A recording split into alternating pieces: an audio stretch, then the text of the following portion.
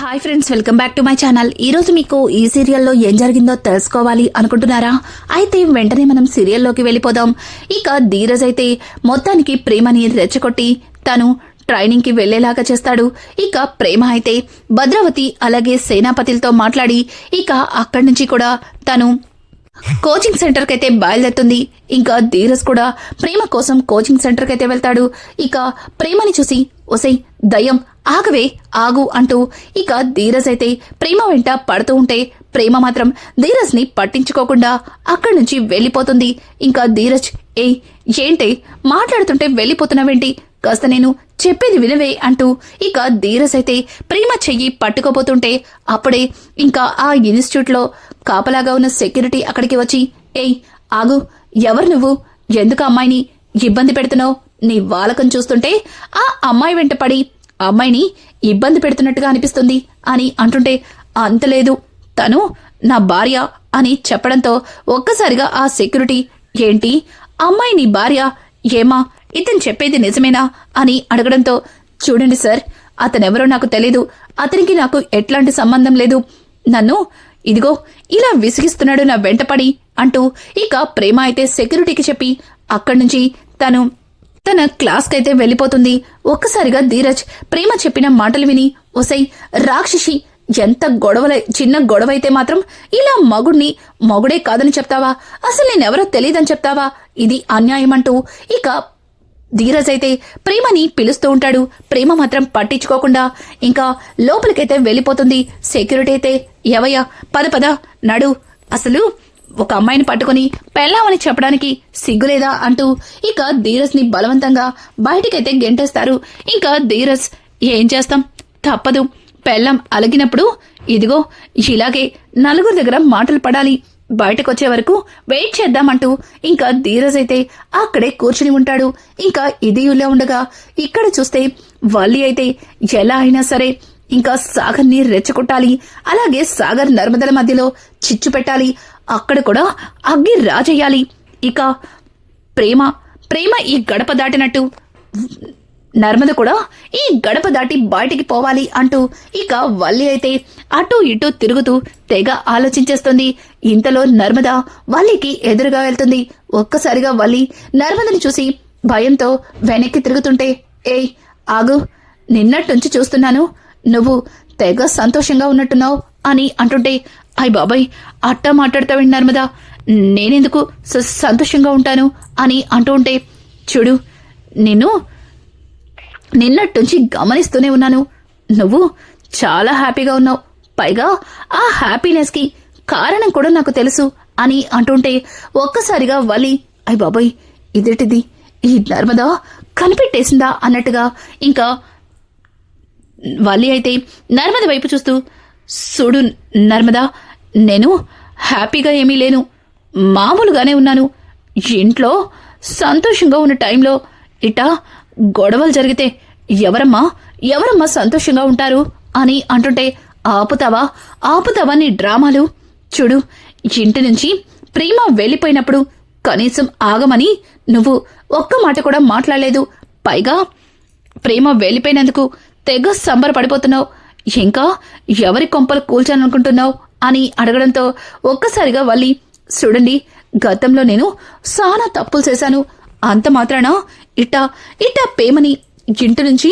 వెళ్ళగొట్టాలి అనే అంత ద్వేషమైతే నాకు లేదు, చూడు నువ్వు అనవసరంగా నన్ను అపార్థం చేసుకుంటున్నావు, ఆ రోజు సాగరు నిన్ను ఇంటి నుంచి తీసుకెళ్ళిపోతాను అన్నప్పుడు మావయ్య గారితో చెప్పి మిమ్మల్ని ఇక్కడే మరొక భాగంలో ఉండడానికి ఒప్పించాను, ఇంటి మధ్యలో గీత గీశాను, అంత కష్టపడి గీత గీసింది నువ్వు ఈ గడప దాటి వెళ్ళకూడదని, కానీ నువ్వు మాత్రం నన్ను ఇట్ట అపార్థం చేసుకుంటావని అస్సలు అనుకోలేదంటూ ఇక వల్లి అయితే అక్కడి నుంచి లోపలికి వెళ్ళిపోతూ అమ్మయ్య ఈ సిరుతపుల నుంచి తప్పించుకున్నాం, ఈ సురతపులి ఉన్నంత వరకు నాకిట్టాగే ఊపిరాడనివ్వదు, ఇప్పుడు నేను ఏం చేయాలి అంటూ ఇక వల్లి అయితే గదిలోకి వెళ్లి ఊపిరి పీల్చుకుంటుంది.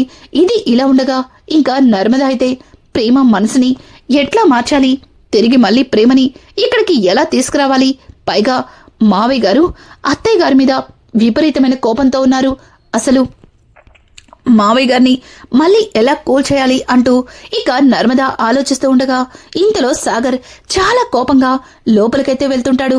ఒక్కసారిగా సాగర్ని అంత కోపంతో చూసేసరికి నర్మద, సాగర్ సాగర్ ఏమైంది, ఎందుకంత కోపంగా ఉన్నావు, ఏం జరిగింది సాగర్ అని అడగడంతో, ఇంకేం జరుగుతుంది, ఇంతకు ముందే ఆ బాండోడికి వార్నింగ్ ఇచ్చాం, వాడి మీద పెట్టిన కేసుని వాపస్ తీసుకుని అమూల్య చాలా పెద్ద తప్పు చేసింది అని అంటుంటే ఒక్కసారిగా నర్మద, సాగర్ నువ్వేం మాట్లాడుతున్నావు, ఎవరి గురించి మాట్లాడుతున్నావు, ఆ విశ్వక్ మళ్ళీ అమూల్య అని అంటుంటే, అవును వాడి గురించి, వాడు మళ్ళీ అమూల్యని కాలేజ్ దగ్గర ర్యాగింగ్ చేస్తున్నాడు, సమయానికి నేను చూడ్డం పట్టించి 4 తగిలించాను, కానీ ఇంకొక్కసారి వాడు అమూల్య వైపు కన్నెత్తి చూస్తే నేను ఒక్క క్షణం కూడా ఆలోచించను, అక్కడికక్కడే వాడిని చంపి జైలుకి వెళ్ళిపోతాను అంటూ మాట్లాడుతూ ఉంటే ఒక్కసారిగా నర్మద, ఏం మాట్లాడుతున్నావు సాగర్, విశ్వక్ అమూల్యని ఏడిపించడమేంటి, అయినా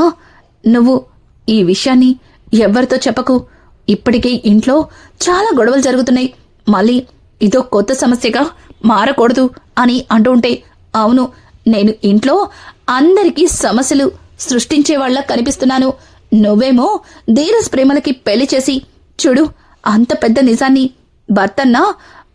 భర్తన్న నా దగ్గర దాచిపెట్టి నన్ను మోసం చేశావు, అలాగే ఇప్పుడు నేనేమో అమూల్య విషయాన్ని దాచిపెట్టి ఇంట్లో వాళ్ళని మోసం చేయాలి అంతే కదా అని అంటుంటే ఇక అప్పుడే కాలేజ్ నుంచి వచ్చిన అమూల్య అదంతా విని పరుగున లోపలికైతే వస్తుంది.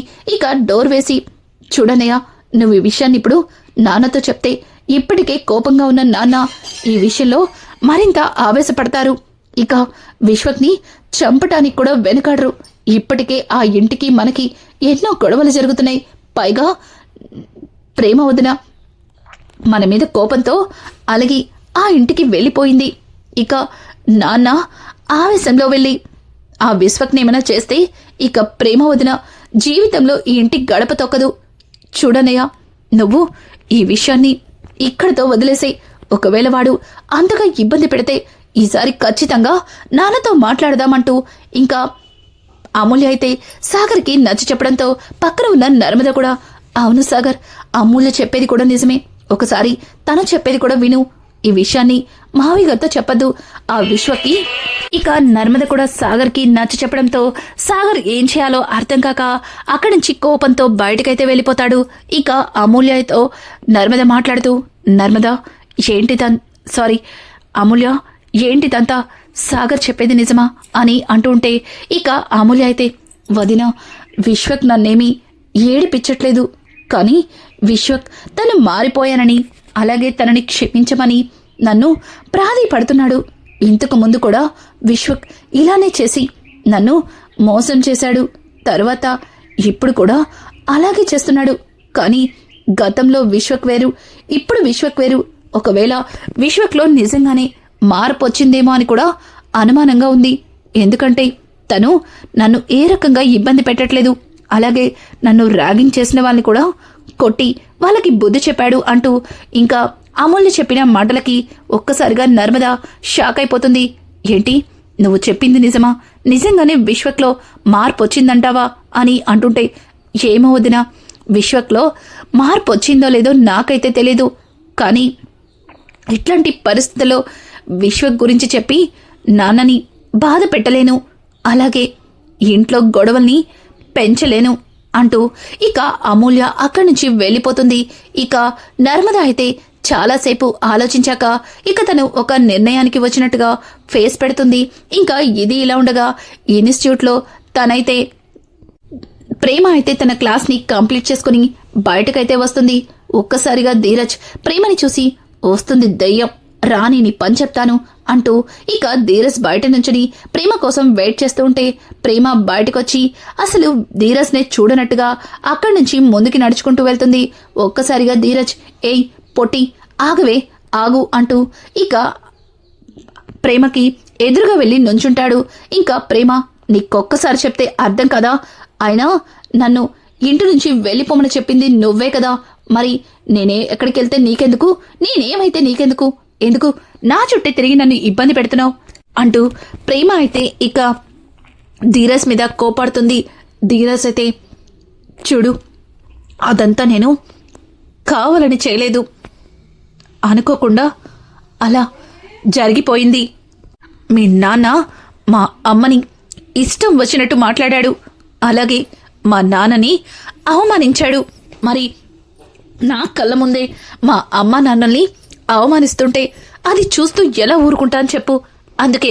అందుకే తప్పని పరిస్థితుల్లో నీకు మాటిచ్చిన సంగతి కూడా మరచిపోయి ఆవేశంలో అన్ని నిజాలు బయటపెట్టాను. నేను నీకు మాటిచ్చి అలా చెప్పడం తప్పే, కానీ నా స్థానంలో నువ్వుండి చూడు, అప్పుడు నేను చేసింది తప్పో రాంగో కరెక్టో నీకే అర్థమవుతుంది అంటూ ఇంకా ధీరజ్ అయితే ప్రేమతో అంటూ ఉంటే, ప్రేమ రే, నేను నిన్ను ఎంత నమ్మానో తెలుసా? నా జీవితంలో అందరికంటే నువ్వే ఎక్కువ, నిన్నే ఎక్కువ ఇంపార్టెంట్ ఇచ్చాను. అలాగే నువ్వే నా జీవితం అనుకున్నాను. కానీ చివరికి ఏం చేసావు? అందరి ముందు నన్ను తల దించుకునేలా చేశావు. ఎవరి ఎదుట పడలేనంట ఇదిగా నన్ను, నా మనసుని బాధ పెట్టావు. చూడు, ఇక నీ మొహం చూడాలనిపించట్లేదు అంటూ ఇక ప్రేమ అయితే ధీరజ్ని అసహించుకుని అప్పుడే వచ్చిన ఆటో ఎక్కేసి అక్కడి నుంచి వెళ్ళిపోతుంది. ఇంకా ప్రేమ మాటలకి ధీరజ్ అయితే చాలా బాధపడతాడు. నన్ను క్షమించు ప్రేమ, నేను నీ మనసుని ఎంతగా గాయపరిచానో నాకు నీ మాటలు వింటుంటేనే అర్థమవుతుంది. కానీ నువ్వు నా పరిస్థితిని కూడా అర్థం చేసుకోవాలి కదా. సరే, నీ మనసుని మారుస్తాను. నేను మళ్ళీ నీ ప్రేమని గెలుచుకుంటాను.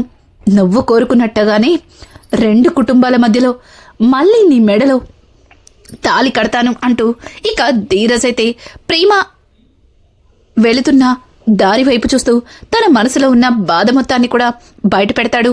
ఇంకా ఇది ఇలా ఉండగా నర్మద అయితే విశ్వక్ దగ్గరికి వెళ్తుంది. ఒక్కసారిగా విశ్వక్ నర్మదని చూసి గతంలో సాగర్ ఇక విశ్వక్ ని కొట్టిన సంగతి గుర్తు చేసుకుని, చూడండి, నేనేమి అమూల్యని అల్లరి పెట్టట్లేదు. తనతో ప్రేమ ధీరజ్ల గురించి మాట్లాడాలని కాలేజ్ దగ్గరికి వెళ్ళాను. దాన్ని మీరు తప్పుగా అపార్థం చేసుకున్నారు.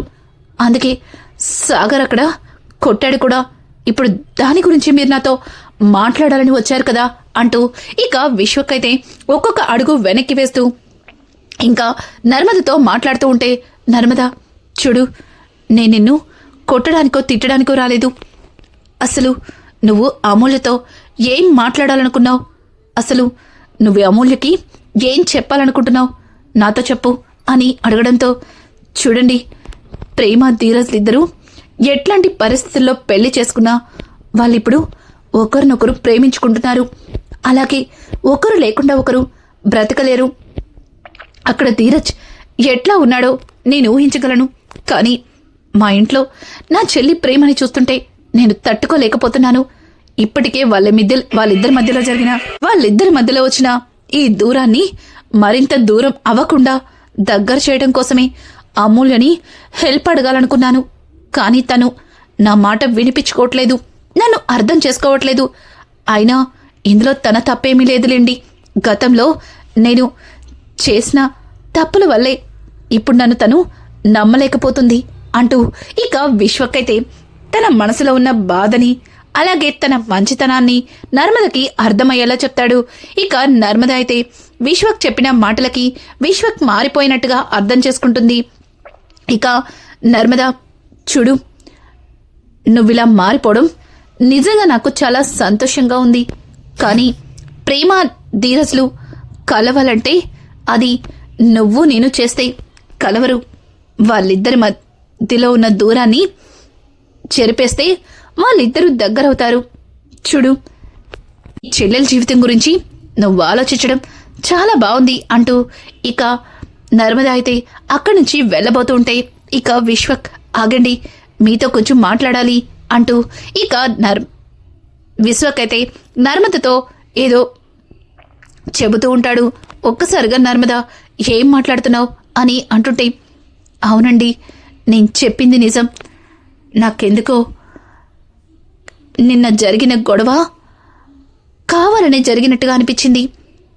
ఎందుకంటే ఉన్న పలంగా మా అత్త మీ ఇంట్లో మా బామ్మది పుట్టినరోజు ఏర్పాటు చేయమనడం, అలాగే మేం మీ ఇంటికి రావడం, ఇదంతా ఒక ప్లాన్లా ఉంది.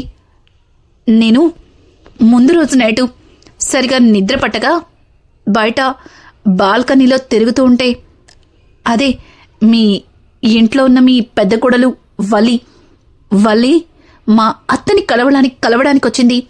పైగా మా అత్తకి తన మొబైల్లో ఏదో వీడియోని కూడా చూపించింది. అది చూసిన తర్వాత మా అత్త తను ఏదో మాట్లాడుకున్నారు.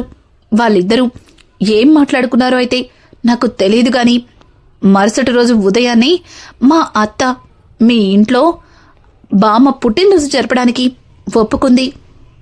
అత్త బామ్మ పుట్టినరోజు వేడుకల్ని మీ కుటుంబంతో జరుపుకోవడం, అలాగే 2 కుటుంబాలు కలిసిపోవడం, ఇదంతా నాకు చాలా సంతోషంగా అనిపించింది.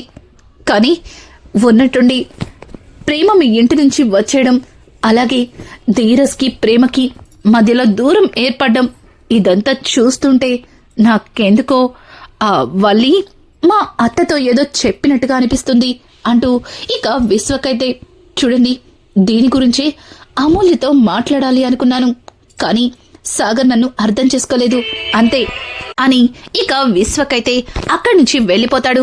ఒక్కసారిగా విశ్వక్ చెప్పిన మాటలు విన్న తర్వాత నర్మద అయితే ఇంకా ఆలోచనలో పడుతుంది.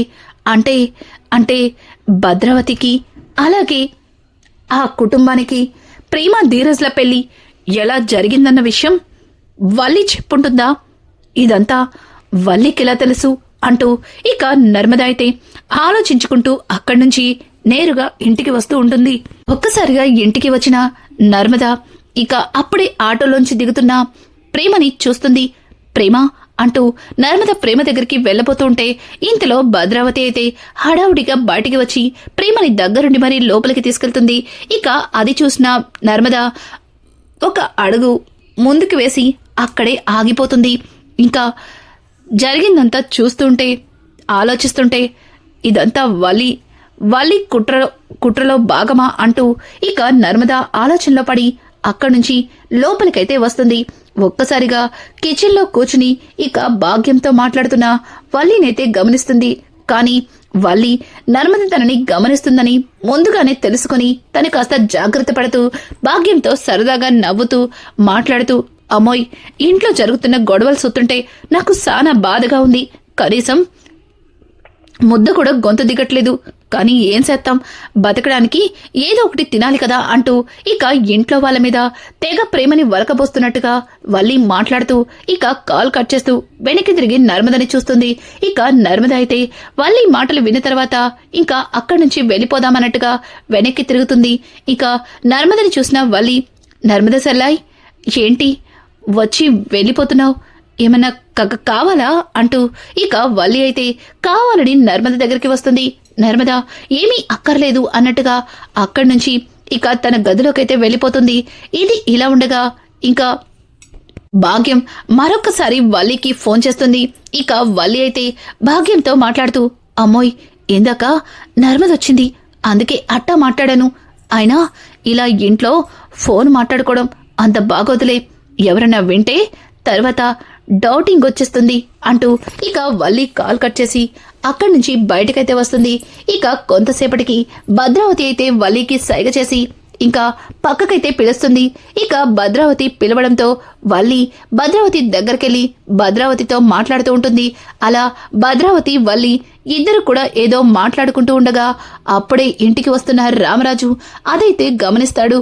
ఇక రామరాజు భద్రావతి వల్లీలు మాట్లాడుకోవడం కొంచెం చెట్టుచాటుగా నిలబడి అంతా వింటుంటాడు. ఇక భద్రావతి అయితే, చూడు, నా మేనకోడల్ని నా ఇంటికి తెచ్చుకోవడం ఎంత ఈజీ అవుతుందని అస్సలు ఊహించలేకపోయాను. ఇదంతా నీ వల్లే. నీ సహాయం లేకుండా నా మేనకోడల్ని నా ఇంటికి తెచ్చుకుని ఉండేదాన్ని కాదు. చూడు, నువ్వు కనుక మోపిదేవిలో వాళ్ళిద్దరి పెళ్లి ఎలా జరిగిందో చెప్పి ఉండకపోతే ఈరోజు నా మేనకోడలు నాతో ఉండుండేది కాదు, ఇదంతా నీ వల్లే అంటూ ఇక భద్రావతి అయితే వల్లిని పొగిడేస్తూ ఉంటుంది. ఇంకా వల్లి అయితే, చూడండి, గతంలో మీరు 10 లక్షలిచ్చి నా కాపురాన్ని నిలబెట్టారు, అందుకే కృతజ్ఞతగా మీకు ఈ సహాయాన్ని చేశాను. అంతకు ముందంటే అమూల్యకి విశ్వకి మధ్యలో ప్రేమ రాయబారాన్ని నడిపింది నేనే అన్న నిజాన్ని ఇంట్లో అందరికీ తెలిసిపోయి నన్నున్న మా ఆయన ఇంటి నుంచి కూడా పంపించేశాడు. దీనంతటికీ కారణం అదిగో ఆ నర్మదే. అందుకే నర్మదా, అలాగే మా అత్తయ్య గారు, అందుకే వాళ్ళకి బుద్ధి చెప్పడం కోసమే మీ మేనకోడల్ని మళ్ళీ మీ ఇంటికి చేర్చాను. ఒక విధంగా చెప్పాలంటే వాళ్ళకి తోడుగా మీ మేనకోడలు కూడా ఉండేది. ఇప్పుడు వాళ్ళకి సహాయం చేసేవాళ్ళు ఎవరూ లేరు.